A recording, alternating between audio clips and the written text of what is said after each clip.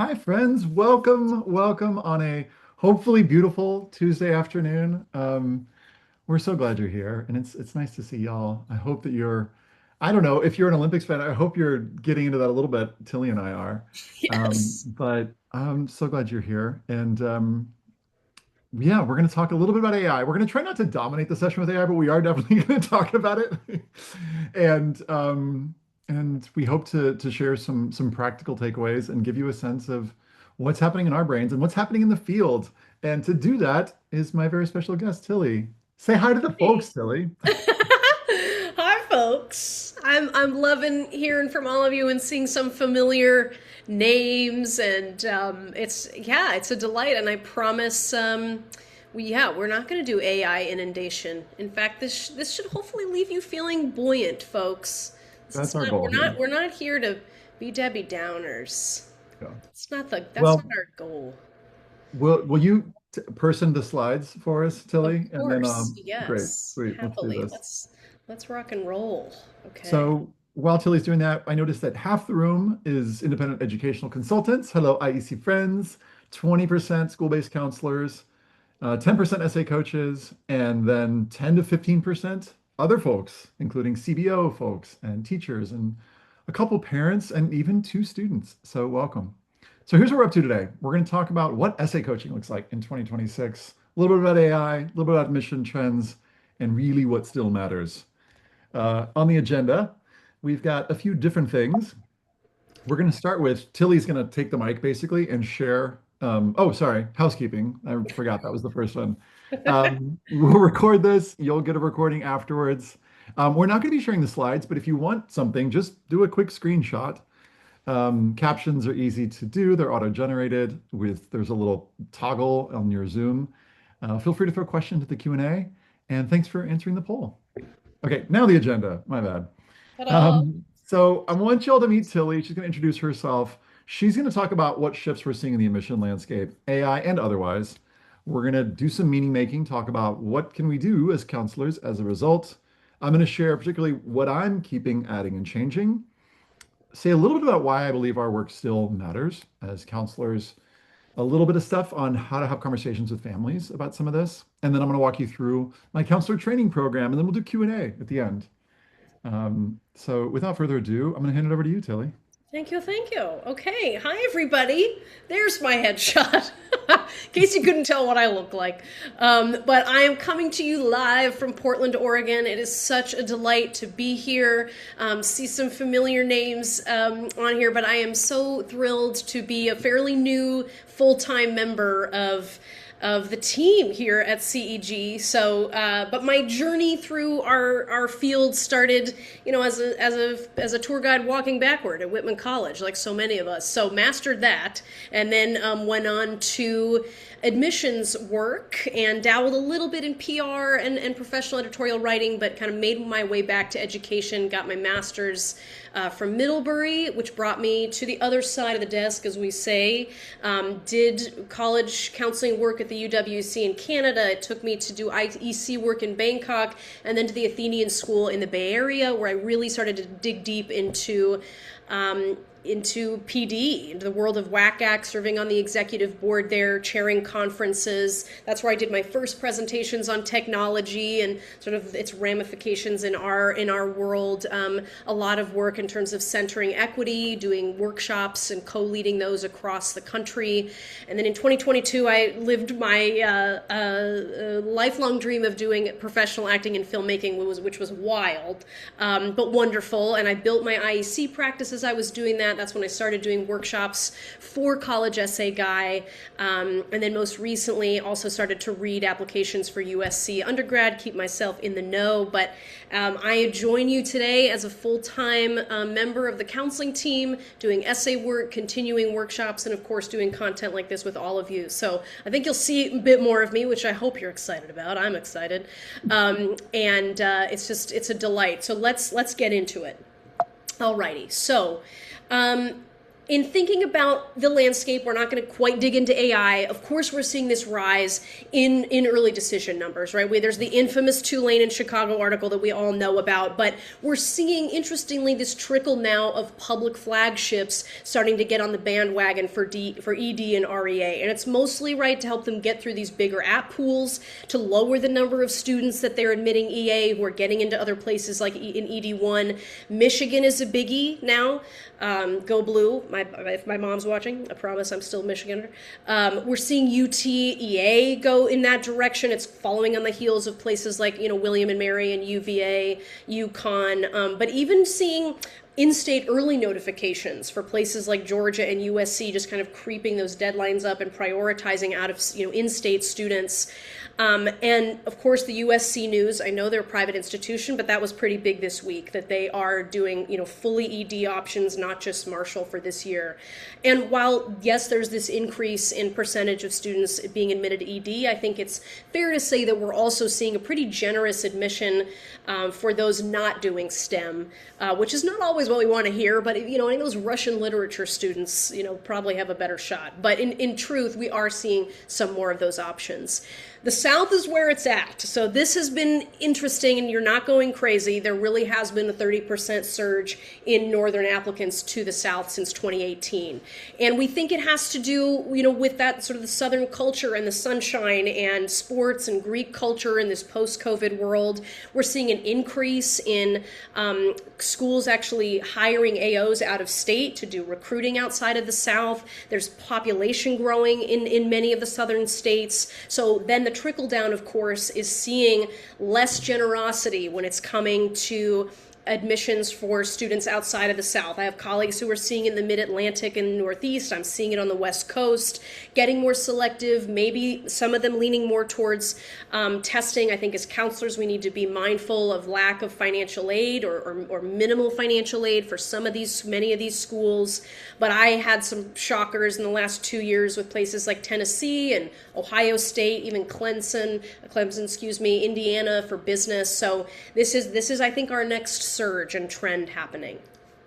Alrighty. So thinking too about, as a result of the competitiveness around STEM and business, this importance of fit to major. There's different language we're seeing, but it's now explicitly showing up on college websites. So whether they're calling it fit to major or alignment or evidence-based admission, this is happening. We're seeing it on UT websites, we're seeing it at UIUC, we're seeing it at Georgia Tech, wanting evidence of an interest in the major, UIUC reasons for selecting their academic interests, and even sort of a decline potentially in spaces for those undecided students. And we're even seeing it at liberal arts colleges. So Tom Campbell, my colleague here at CEG, at Pomona even, right? I think we tend to assume that there's a little bit more wiggle room for these smaller liberal arts institutions, but because we're seeing this surge in ED and so much interest in these areas of STEM and business, I think admission offices are wanting to pad or bolster those more undersubscribed areas instead of just hoping that kids who say undecided are going to go into the humanities and social sciences. So the impetus then becomes on us to be a little bit more, to help with more strategy when it comes to major selection. And then, of course, I think we would be remiss if we didn't talk about the ramifications of our post-SCOTUS data that is now emerging, because we're seeing these full cycles now in this major racial shift in admissions. So some of those numbers that I'm sure some of you are familiar with, right, but just to put them in out there, Asian American enrollment rising by 41% at Harvard and 44% at Stanford, while the numbers for Black students at Stanford plummeting by nearly 50% and about 14.4% for Latinx students. But we're seeing that drop, particularly for African American students across all of those top 50 highly selective schools. Black freshman enrollment down by 27%, Latino enrollment down by 10%, and then again, the trickle-down effect, right, beyond the Ivies and Ivy Plus is higher numbers of enrollment within these still selective, but not as highly selective public flagships by about 8%, right? And then we're seeing really specific examples like the scrubbing of race, ethnicity, religion from Harvard interview notes, right? How the term they're using is race-neutral interviews, which seems like an impossibility to me, but that's information we have. We don't know who beyond Harvard is doing that, but we know that that is a reflection of these Supreme Court decisions, right? So it's sort of undeniable reality that we're contending with here, at least in the current administration. Okay, ready for AI?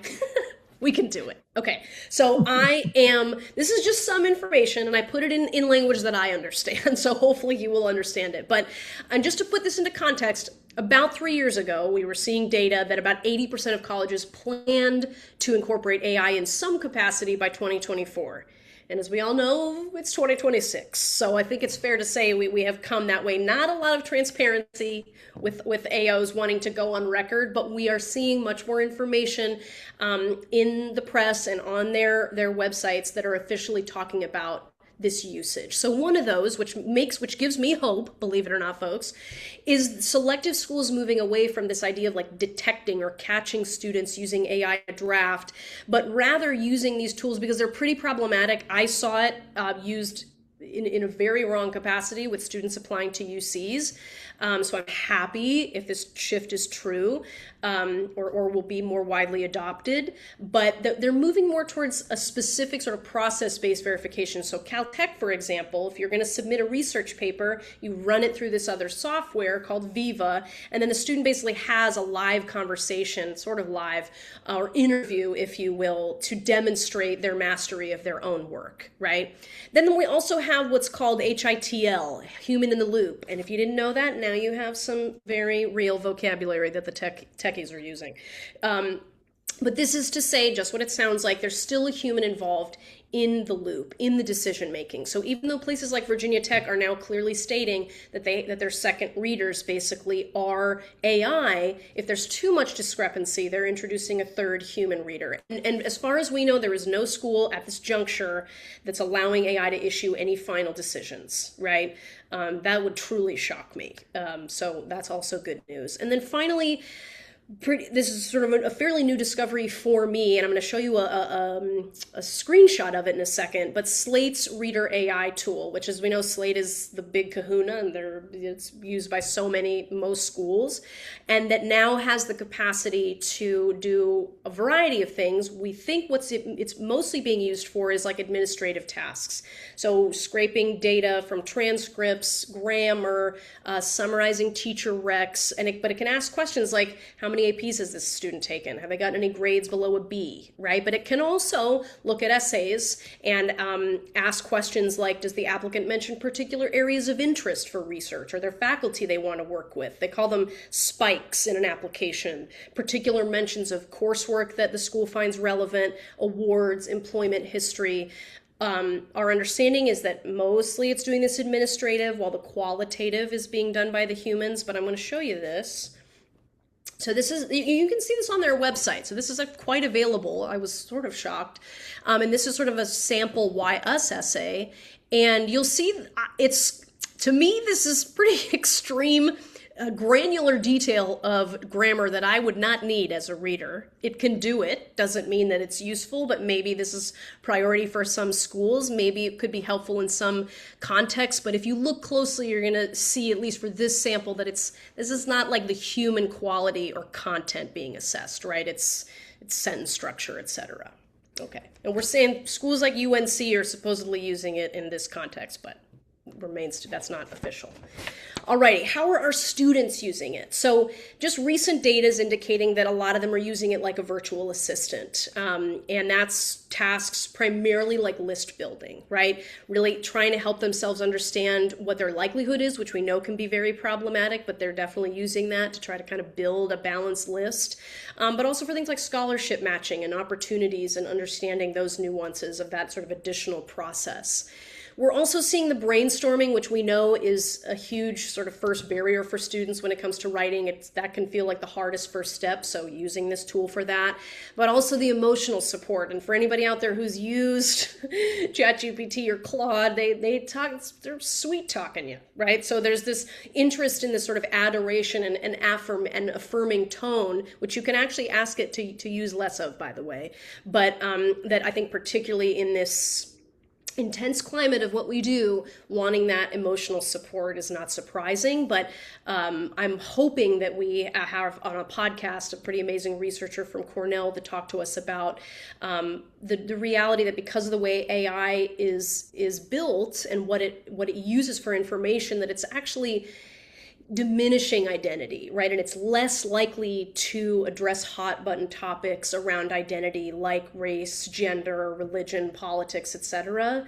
So it's diminishing the qualities that I think we often value most in the writing process. So for what that's worth. And then finally, the access gap, right? I know kids are emailing us at 1 a.m. on a Friday, but hopefully none of you are answering, and AI does, right? So they're available. And also, I think for CBOs and particularly those with huge caseloads, we're seeing usage of AI to sort of be a support. Okay, that was it for AI. But what's doing for me, I should say, and a lot of people I'm talking to, is it's leading us to confront questions about authorship, right? I mean, like who is really doing the writing? Who does it belong to? Who do the ideas belong to? Questions around identity and what role identity can play in a world where there's this piece of technology that isn't necessarily designed to celebrate or honor how unique we are. And then, of course, questions of agency and how much do we control? How much will we control? Particularly over parts of this process where we felt a lot of control when it comes to the writing or our expertise, which we have spent our careers developing. So it can feel quite overwhelming, but there's a reason for this. So I'm going to show you two graphs here. One is you'll see AI, right, just past CRISPR and EV, and that stark speed, right, at which it was developed, okay?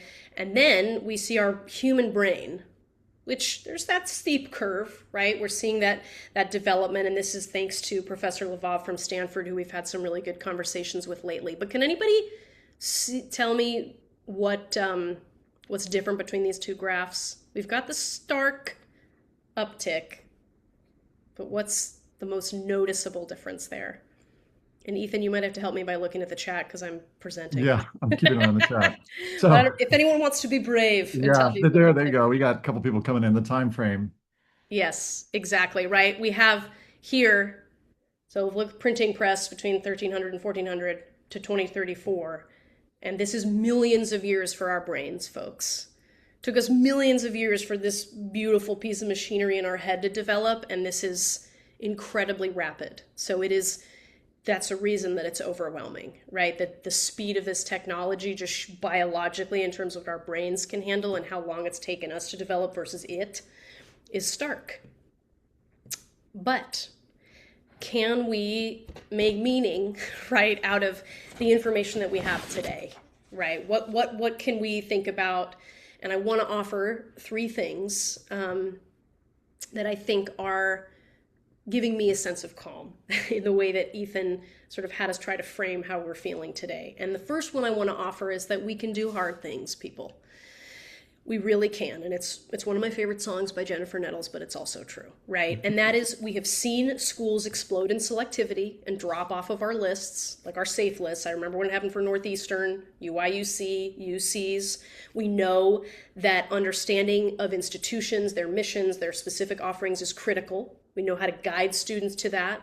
And at CEG, we're actually going to do another, I think, PD in the coming months around how to really deep dive into that college research process. But we know how to do that. We have seen those shifts. We have seen enormous rise in popularity of programs. We saw it with computer science.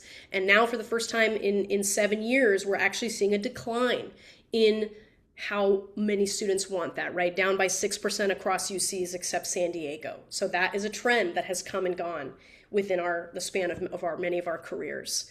And yes, there are very real realities in the shifts of racial makeup, but for now, we can do the hard thing of resisting letting those concerns bleed into fears about other identities, right?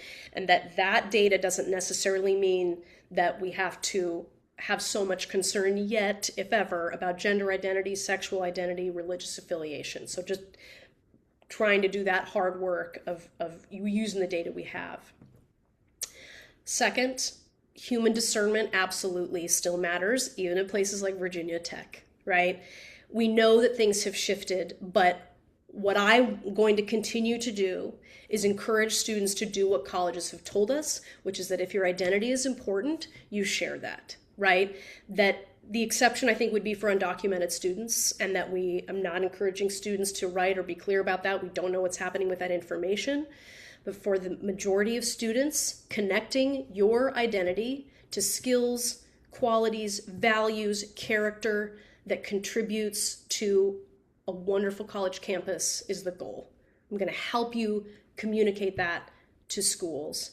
And that also, folks, the human piece, I don't think AOs have changed. There's still humans on the other side, Right. right, that want the same things for our kids, and they want to build exciting, promising, hopeful, interesting, diverse college communities.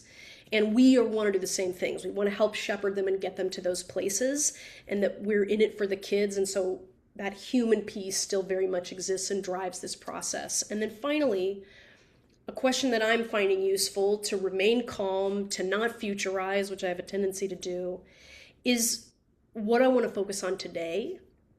And I'm kidding you not, I kid you not, for today and tomorrow, I want to be the calm in the storm. I have information. I'm going to resist extrapolating. And I want to bring this mindset of information. I want to rely on my colleagues and also the information that I have gleaned from years in this industry and the reading that I've done, so that when I'm meeting with my students and my families, I am bellwether, right? I'm steady, I'm calm, I'm keeping the temperature down and still trying to make this process one that is joyful and purposeful. Okay. Amen. On Yeah. on to Yes. Mr. Thank Sawyer. you. It's transition to me time? Thank you.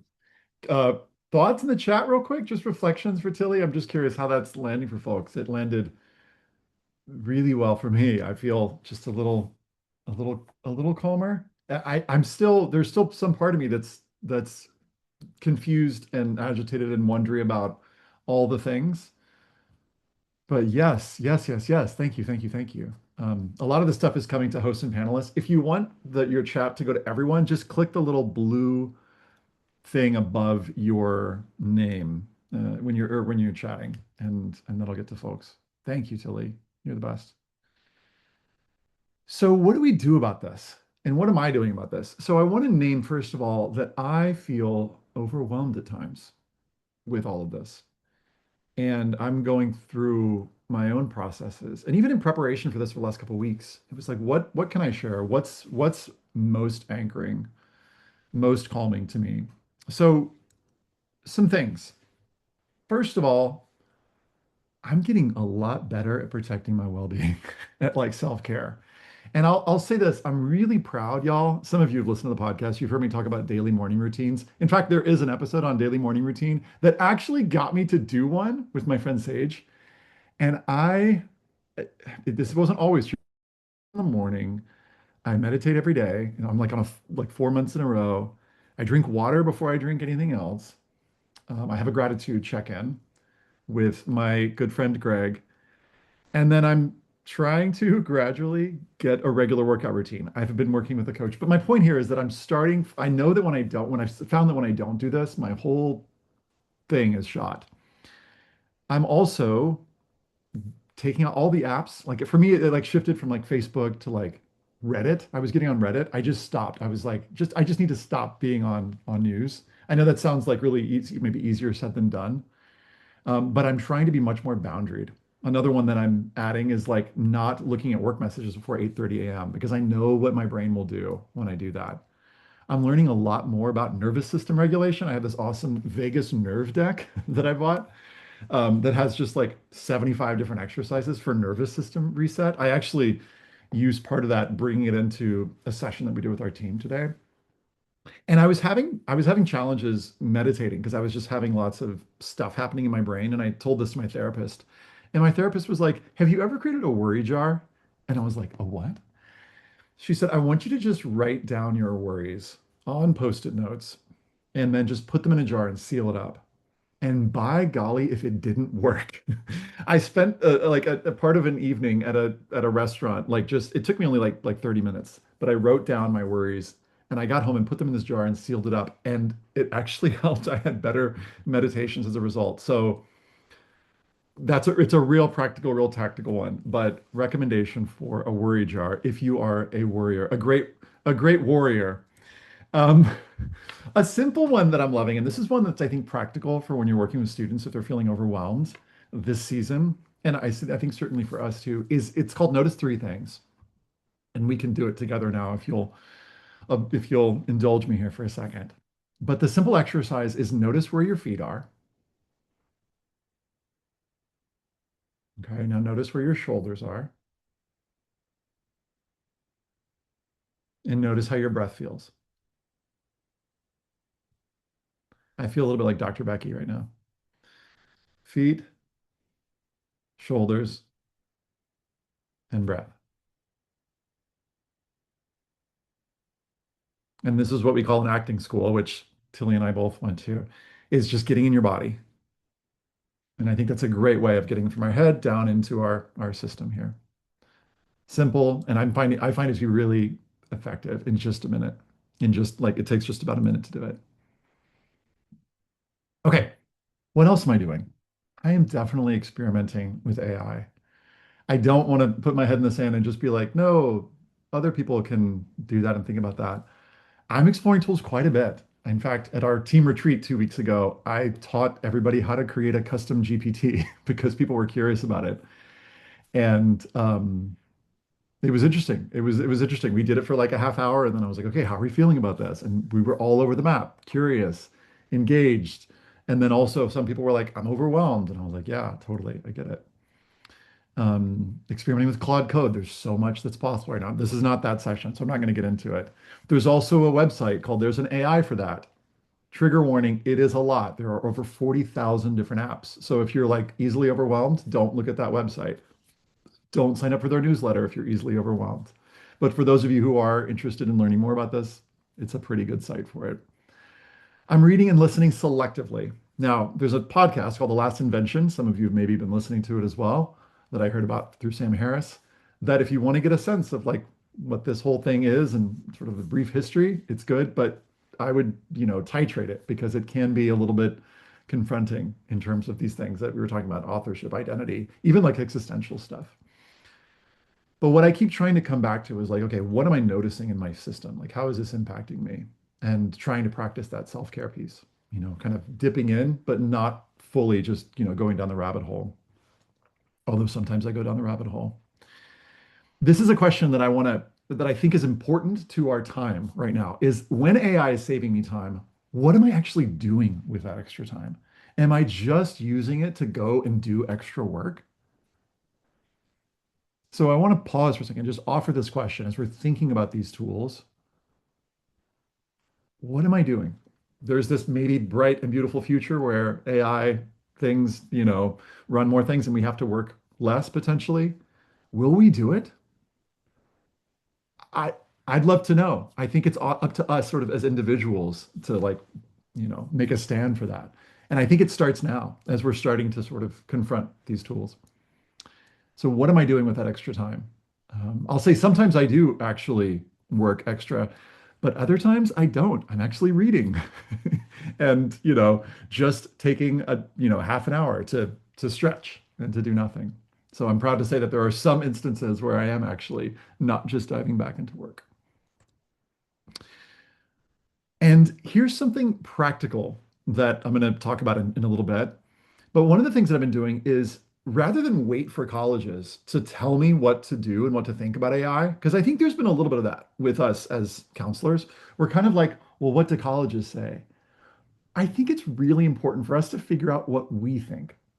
And I'm going to encourage you on this session to consider writing your AI stance.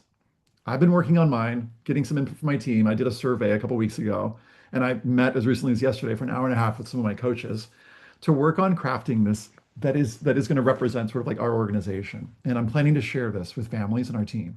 So rather than, and some of you maybe have already done this, but rather than wait and move ahead and be like, hey, What do they, the college admission overlords, think? Like, how do I feel about it? What am I most comfortable with right now? And the main thing that reason I'm doing this is that I really want to preserve trust with families as we move into this, these next couple of years. And that's the lens that I'm training on this, that I'm putting on this piece that I'm working on. Um, what else? How else am I orienting? Here's a fun fact. In December, I guess it was I started in November. I started just writing a lot and not with AI, like just old school, old fashioned writing. And I spent like two and a half, almost like eight, I thought it was gonna be 8 weeks and it turned into 12 weeks of just writing new content. And I wrote over like 450 pages of new stuff and co-wrote some of it. Some of it was, with colleagues and folks I really admire and trust. And I wrote a bunch of new stuff because I knew that like some of this work that we're doing, that I'm doing, isn't going to change. And so I focus on things like helping students pick their topics, because that's something that I think is one of the biggest, things in this process. Tillie talked about major alignment. How do you decide what to write about in your college application? That's something that AI can't necessarily tell you. And so I've spent some time putting together some resources to help students think more about that. Um, I've talked about this before on sessions, but there's this whole subset of what I would call stigmatized topics when it comes to like essays and applications and supplemental essays in particular. And I think one of the things that I've been putting together is like, what is a list of these sort of stigmatized topics and how do we help students write on these topics or these common topics? So what do I mean by stigmatized topics? I'm talking about things like pop culture. I'm talking about religion. I'm talking about politics, these things that have become more wrought in different ways. And I've been working on some new brainstorming exercises. So I wanted to give you just a sense of one of these and to maybe ground us just a little bit in this part of our work that I think isn't really going to change in the coming couple years. So this is an exercise. Some of you who were at NACAC might know this exercise. Most of you probably won't know it. And this is sort of the heart of how I want to be working with students. And so that's part of why I'm sharing this. Also, it's just a cool practical resource that you can use with your students. But it's called I Come From, and it works in two parts. So part one, and I'd love for you to try this with me, if you will, in the chat. I want you to just finish this sentence as many times as you can in 1 minute. So let me set a little timer here. And I'd love for you to just finish that sentence, if you would. Timer started. So I come from. See what comes to mind. I come from, fill in the blank. And if you would, go ahead and share in the chat.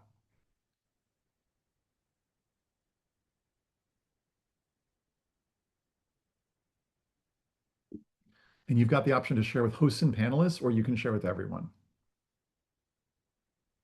Both are fine.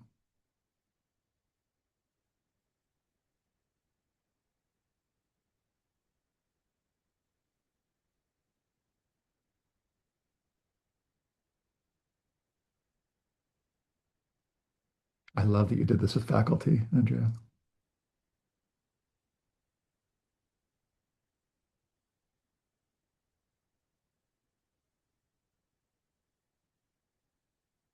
Oh, y'all are good at this. It's making me hopeful. Oh my gosh, y'all are good at this. You know how to do this. Wow. And if you just feel like sitting back and chilling and reading and just enjoying, please feel free. Oh my gosh.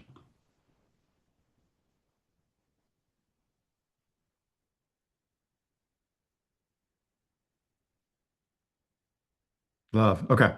I went over my minute, but hey, that's fine. Okay. Now I'm going to offer you this. Here are some prompts. So continue the exercise I come from. And now here are some additional prompts that you can add.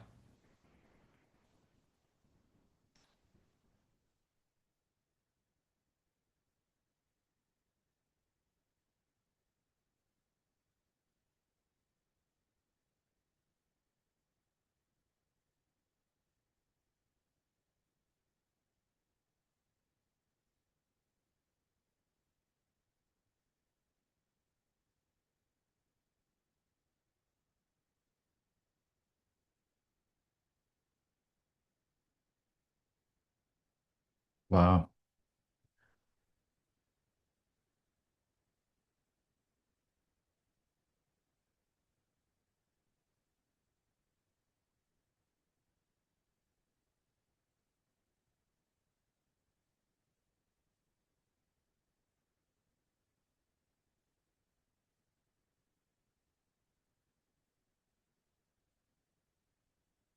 It's like we help students do this for a living or something. This is so good, everyone. Thank you for sharing. I'm going to read just a few of these. I come from the intersection of joy and grace. I come from being a born intermediary. I come from languages that are going extinct. I mean, I'm getting goosebumps. We've just written 60 amazing hooks, maybe more. Um,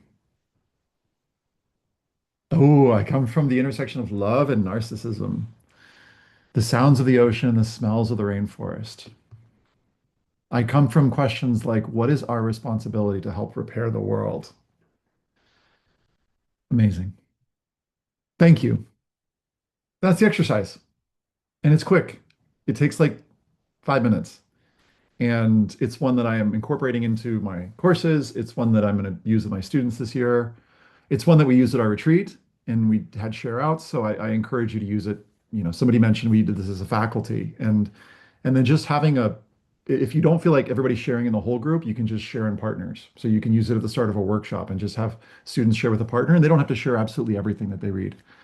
But boy, is it a glimpse into someone's world. And there are a dozen little trails that can lead interesting places usually. So I usually spend just about that much time with it. So yeah, I wanted to offer that as a sort of like anchor point in this session that's otherwise about, heady things. You already did this. So, okay. Could colleges and universities shift to embrace AI more? Maybe. But for now, the Common App still says, hey, this work, factually true, is honestly presented. These documents are like basically, this is my work. You know, the colleges are saying, I caution against using it in your college application. You know, you're asked to sign off on your application, verifying the work is yours alone. I've got a link here that I'll share. Actually, if Diana, if you wouldn't mind sharing that, I've got a longer piece that gives specific things. If you're looking for like specific quotes from colleges, I spent some time researching those. So given that, what I would suggest, and I mentioned this earlier, is help students draw ethical boundaries around support and tools by writing your own AI stance. So first, we got to figure out how we feel, and I think writing is a pretty good, darn good way to do that. But put it in writing, share it with folks, share it with community, get feedback on it. If you can, include specific do's and don'ts. Here's what I'm comfortable with. Here's what I'm not comfortable with. And just be real specific. Share it with your colleagues in your office or offices. But here's a question that I want to offer. This is sort of like, I think this is a pretty good one. I would love for students to hear this one. If an admission officer asked how I, as a student, or how you used AI, what would you feel proud to say? I want to offer that one for students. And know that this doesn't, I got kind of spinny when I was thinking that this had to define me forever. No, this is just for this year. Like, what is your stance for 2026? You can update it in 6 months, 12 months as things shift. This is a little bit preaching to the choir, but I wanted to give you my version of it, like why I believe our work still matters. I believe that we can reduce anxiety. You know, the parasympathetic response, the thing that we do with one another to help bring down the temperature. I mean, I see that again and again. In fact, I saw it with my own therapist a month ago. We were having a session. I was like, I could probably have gotten this information on the internet. I could have probably chat GPT'd this stuff, but there was something about the way and the context that she shared it that was like, this one-to-one human stuff still really matters. I think it matters in terms of accountability. You can set alarms all you want, but it's hard to, get students to follow through with just a little, with notification bells. And I think the big thing, and Tillie's already talked about this, is discernment. AI can, sure, it can generate content, can write an essay, but it can't decide what matters. I was talking to this professor from Stanford, Jonathan Levov, on last week, late last week, and he said to me, he's like, "There's no chat GPTing your identity." And I was like, "That's pretty good. Can I use that?" And he's like, "Sure." So I think that discernment is the thing. And to Tillie's point earlier, like schools, some schools are moving to add some element of AI, but there's still a human in all of these. So it's not like they're just handing it over to the machine overlords. It's there's still a human that's double checking. So in the case of Virginia Tech, they've got a human who's doing it and a bot, as it were, that's looking at it. Whenever there's a discrepancy, it goes to another human, a third grader, not a third grader, but a third grader, right?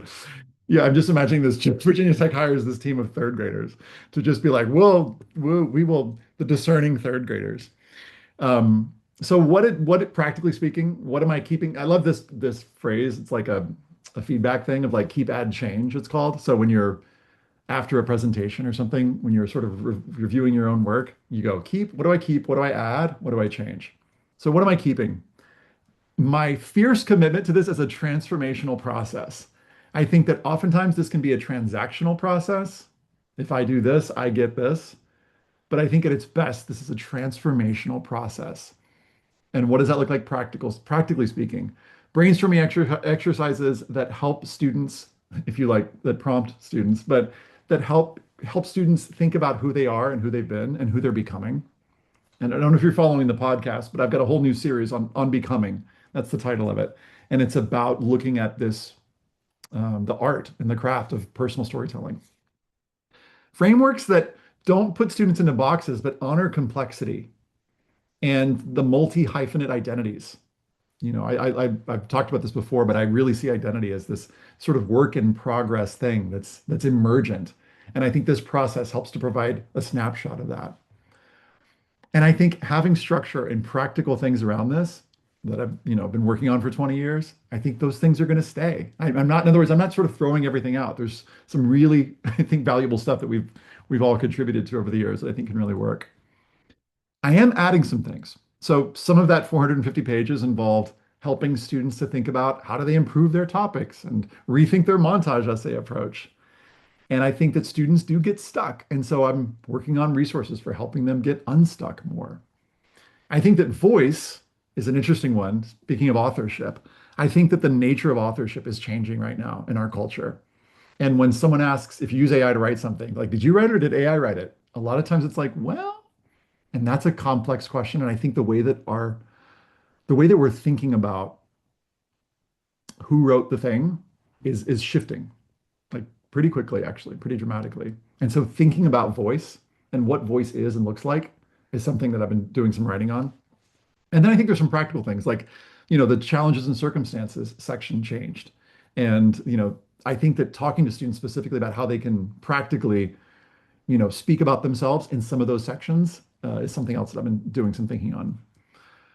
I'm also shifting a little bit in terms of some of the major alignment conversations. I think for some schools that's become more important. We've seen that. And so I think talking to students about that and helping them think through that, not sort of fitting themselves, you got to pick a box, but hey, if it's important to you, how do you create a cohesive story that makes sense? I think that mental health issues are going to continue to be important and helping students think through their choices around that and how they choose to write about that. That's something else that I'm writing on a lot.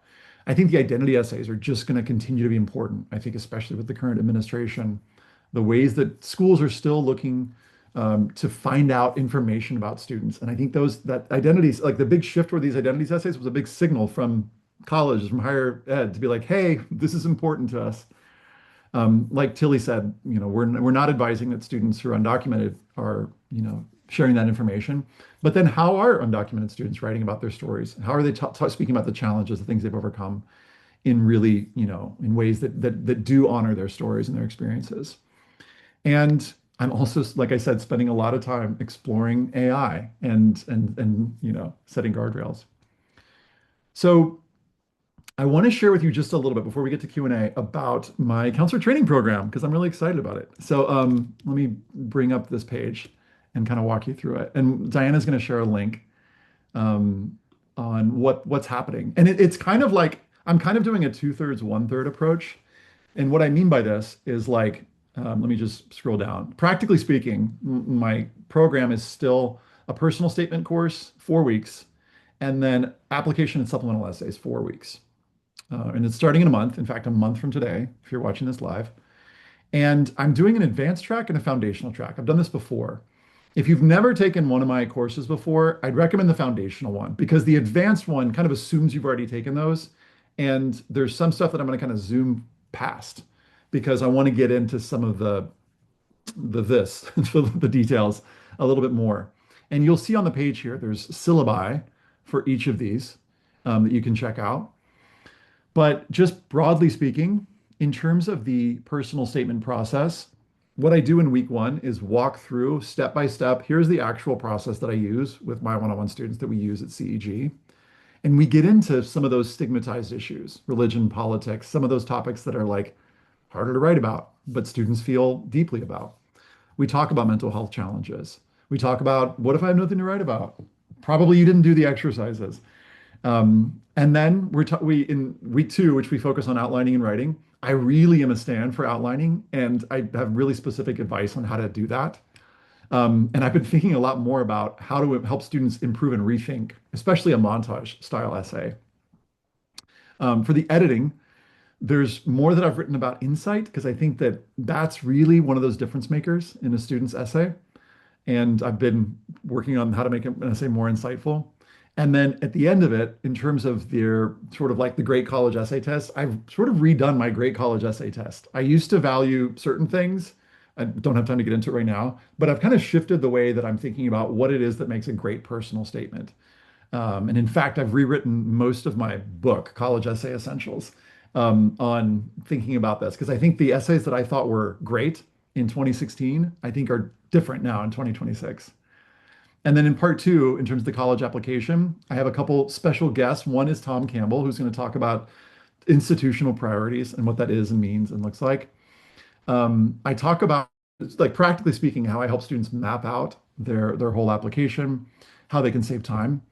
In part two, we talk about the activities list, additional info, and why us, because those are still important pieces. But then I'm devoting more specific time to specifically like the identity essays and the how will you contribute, broadly speaking. Why major? Like I said, we're focusing more on alignment. What does that mean? What does that look like? The community essay has been used less often, but it's one that people always request. So I'm going to get into that. And then I'm going to talk about what does the process look like at CEG? What is our almost done process? And we'll do a little PIQ, personal insight questions, crash course, and some navigating differences. For those of you who are like, I've already taken the courses before, I just want to give you a little sneak peek into what the syllabus looks like for those who might be interested. For the advanced sessions, let me go. Well, some of the things that I think that I'm interested in covering are situations where the YSSA can actually be more important than the personal statement. I'm going to talk specifically, actually, the other special guest is Calvin, who's my head of coaches, who's going to talk about a strategy for helping students who are phoning in their YSSA, like how to get them from I'm just not doing the work to like, okay, here's a draft of the YSSA in like an hour.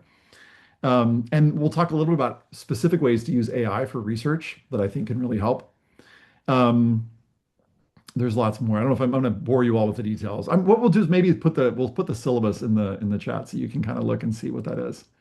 But the big piece, the other thing that I'm doing is I'm doing this AI with discernment lab. And the purpose of this, and this is going to kind of overlap. It's going to be sort of like the last 2 weeks of the first session and the first 2 weeks, or the middle 2 weeks of the next one. So it's like session one and then AI lab starts. And then there's like, course two. But part of what I want to do here is sort of ground us in how do we, like I was saying earlier, how do we feel about AI? What are other folks saying about it? And it'll be sort of an orientation session. And then sessions 2 and 3 are going to be actually getting into some of these tools that I've been using. I'm going to be sharing some really practical things, and you're going to have homework if you join us to do this particular exploration and see what comes up for you. How are you feeling about this stuff? And I'm not holding that you need to like incorporate AI into your process. And I'll talk to you about how we're making sense of it at CEG. But I want you to get in there and try stuff.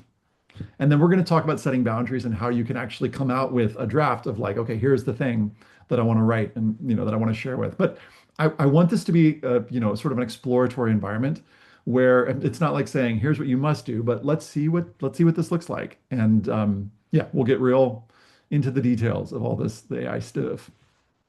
So that's it. That's kind of the overarching view of this. For the first 100 folks who sign up for the counselor training program, I think we've got 62 folks who've signed up so far. For the 38 folks who, for like to get to 100, they're going to get access to the AI with discernment lab at no extra cost. If for the after 100, it's going to be 297 for folks who are interested in that. Right now, and people have asked, is it, can you get it separate? Right now, the AI lab is just inside the course because it's sort of going to connect to content. So it's helpful for it all to be of a piece, as it were. But we've got 38 spots left for that sort of free access to the AI with discernment lab. And then we've also got early bird pricing that's good for the next 10 days if you're interested. So it's $300 lower than it will be. And you can register at the link that we've got in the chat. And that's that. That's some of more of how I'm orienting what I'm up to for the next couple months. So I'd love to hang out with some of y'all. And you'll definitely get recordings, Mita. Yeah. If you can't make it because of the time zone difference. And I've tried to make the time zones work for everybody everywhere, but it's so hard. Yay, Julie. I hope you'll come back. I'm so glad. That's awesome. And Ethan, I So tipped some questions in the Q&A just that I thought are a little more relevant, but we'll beautiful. see. Let's do it. Do you want to snack? You want to grab one? We'll just kind of trade off. Well, I think yes, and I tried to answer a few of them, and this is maybe one that I'm going to pose, and then if folks can share in the chat if you've had similar experiences, um, just I think just for creating community, and but one is this is anonymous, but a counselor seeing a Reddit post about a student using AI to write his personal statement for Dartmouth ED and getting accepted, and then experiencing guilt over that and asking if he should feel guilty. We're getting into like a philosophical conversation here, but this counselor is just wondering if others have experienced this. I guess whether it's AI usage or guilt from students or those philosophical questions. So if you have, feel free to share in the chat. I think it can help us Yeah. feel less alone. Potluck moment. Feel free to share in the chat. Yeah, I have not, but it could happen. I'll take the next one. So we're going to kind of proceed on two tracks. We're like going to keep answering stuff in the Q&A, and if folks have input on that one, feel free to share in the chat. Um, for Oh, this is we're getting takeaways from the meeting from from an AI taker. Thanks, AI note taker. Great. This is funny. Wow, this is really funny. Okay. Um, for if essays are a limiting factor to the number of applications students can produce, I think the Common App is actually the limiting factor because it won't allow students to apply to 50 schools. Will Mhm. AI tools allow students to apply dramatically to more schools? Probably not well. I mean, like, sure, like students can probably, but I mean, the Common App limits the number of schools that students can apply to. I think, and I'm glad they do that. But I don't, let's see, will colleges react by increasing the number of essays or eliminating essays? I don't see them going either way because I think that for essays, as far as essays go, colleges still need to know, they need more information about the student besides their grades, besides their test scores, besides other people talking about them. They want to hear from the student directly, and interviews just don't scale. And so my sense is they're still going to need essays. They don't want to increase the number of essays because turns into an access and equity issue. I don't see them eliminating them because then they're left with the other elements, which isn't quite enough information to develop, a rounded pool, a rounded cast. I was going to say a community. So how do I predict schools will react? I don't know. I think that schools are going to keep doing what they're doing because it's working relatively well. But we'll find out together, I suppose. I think they might experiment with things, and one of the things we were talking about as a team was the use of glimpse videos and whether or not those are useful, who that's helping, are they mandated, are they not? So I think that we might see like a peppering of optional things that students can do aside from essays, and that schools may assess that usefulness. Um, but I don't think we're going to see a huge wave of essays going away um, anytime soon.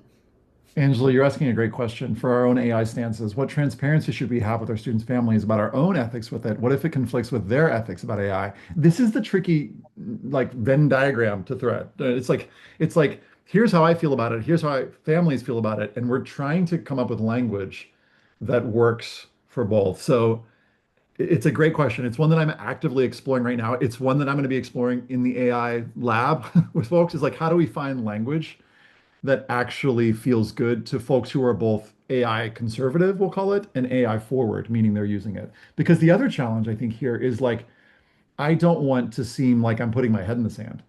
In other words, I imagine some families will be like, do you use AI or not in your practice? And if you say, no, I don't, and I will never, then it's like, I imagine some families might be like, well, why not? And of course, it also matters. What do we mean when we say, what are we talking about when we say AI? So I think getting specific with that language is super important. Tilly, you want to grab one? Yeah, I was going to say there's a great question in there about AI use for activity lists and advice on guiding students through that, and it's particularly with the limiting character count. And I use AI for helping me trim. But what I'll say is, as a reader, I spend the most time on the activity list. Actually, more so typically than really any of the other writing because you're sort of parsing through it. Sometimes it's written sort of in a strange way and it doesn't look always beautiful on the PDF. But it is a mistake if students think that is not an opportunity for voice and identity in those. And I think if you start to use AI, even with Grammarly, I would talk to students about this, is like if you it starts to make everything sound not like you, and there's opportunities for humor to come through, there's opportunities for wit or heart or true voice should be coming through for the students applying to the highest levels of most selective schools. That the danger of AI is losing that opportunity for identity to come through in the activity list section. That would be my thought. That would be my Yeah. cautionary tale.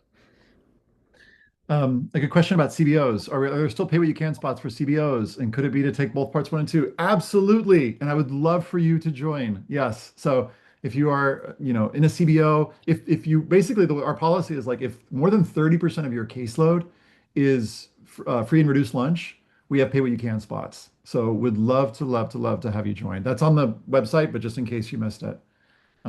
Yeah.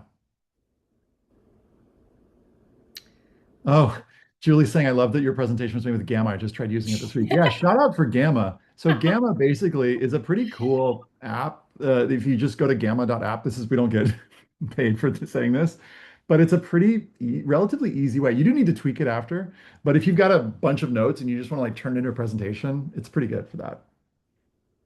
That's one of the 12 I've been using kind of regularly. Kelly loves it too. Great. Let's grab another one. Let's see. Oh, I'll answer this top one here about Yeah, assuming great. AI tools reduce amount of time for readers. Are they going to use that extra time for interviews?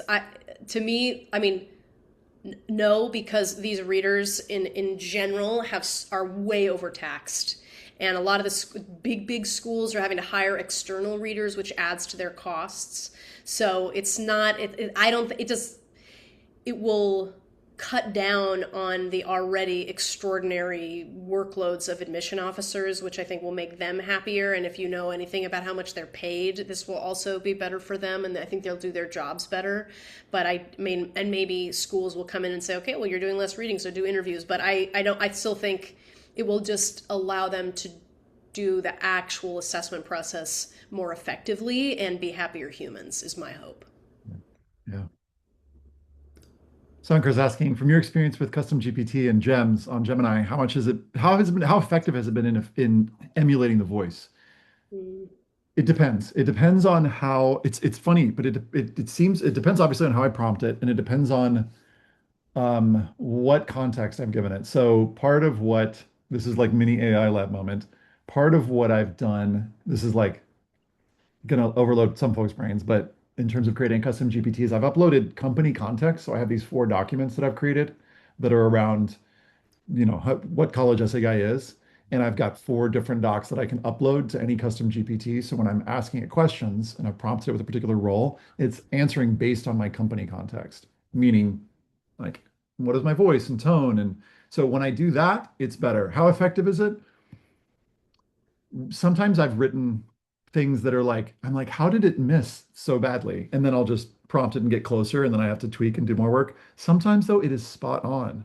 and I've written, I mean, I had, there was a sensitive like work conversation, and I was like, oh, I need to say this in a better way. And I'll be a little more forthcoming. I wanted to apologize to somebody for a way that I came off because I think I was kind of passive aggressive. And I was like, okay, I can say this in a better way. So I asked ChatGPT like, hey, here's the thing I want to apologize for, and I want to be less passive aggressive. Can you help? And it helped me with that. And I was like, ah. And it's yes, it sounded like my voice. I think I need to come clean now with my colleague that I sent this to. It was That's Allie, and Allie I think wouldn't mind that I did this, but I think she would actually like that I did this. oh. But it was yeah, it was a so sometimes it is just like spot on. Um, yeah. Let's do a couple more and then we'll wrap here. Okay. Let's see. Let's see. Do. So, oh, this is some. So Brooke's asking something that's like particular about the course. Um, is there something that I have to go along with these programs? Yes, I have 250 pages of content that are inside it's called my Choose Your Own Adventure tool that is going to go along with it that will be your textbook for the course, essentially. And I've been creating new content. So in addition to that, I'm going to have a folder full of docs that are like specifically about how to tackle specific kinds of issues. So just to that point, yes, it's probably like 300 pages of content that you'll have. I want to tackle this one even though it makes me nervous. Good. Let's So I'm do going it. to be brave. Great. And this is about there's sort of, I'm going to kind of merge two questions. One is about if since schools or other places are using AI detection software, should we be scrubbing our own kids or trying to run it through things to flag it? And then another similar situation where a counselor has a fully human written and edited piece of work, goes through Mhm. an AI detection thing, it says it's AI, and the family is like, what, upset. There's conversation around their parents pushing back. Like, how do we have this conversation around M dashes? Do we try, we can't retrofit real writing. So it's such good questions. I don't think we can't really know what AI scrubbing software everybody's using. There's so many out there. I mean, what number did Ethan cite? Like 40,000. There's so many apps. So that to me seems like a fool's errand, and it's just like another thing on our plates.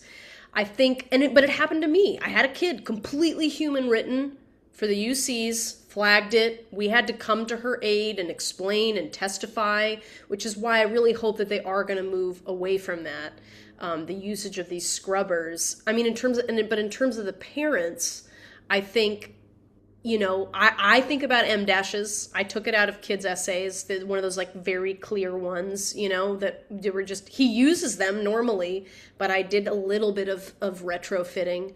But I think my argument would be in this case, okay, if a college flags it, and you know that it was handwritten, it's you can say to the parent, then that's part of my responsibility as the counselor to testify to the reality of this piece of work. And I don't think this colleges are going to spend an inordinate amount of time double checking, but I know that they're doing that. Do you have thoughts, Ethan, on I do. yeah. I'm refer a little bit to our guidelines that we're working on. Oh, good. So number one, keep outlines, drafts, notes, revision history so that you can see how it's evolved over time. At CEG, we do everything in Google Docs, so you can actually see how things have shifted. There's also software, if you want to go this far, that shows you when stuff was pasted in and how stuff was like actually created in the doc. Like, was it written or was it just wholesale pasted in? Um, that's for later. But just basically keeping a record, keeping a trail of it. The other thing is encourage families to not rely on AI detectors as a benchmark because these tools are imprecise and imperfect. And colleges know this. So let me give you two quick things. So this is like two things that we cite.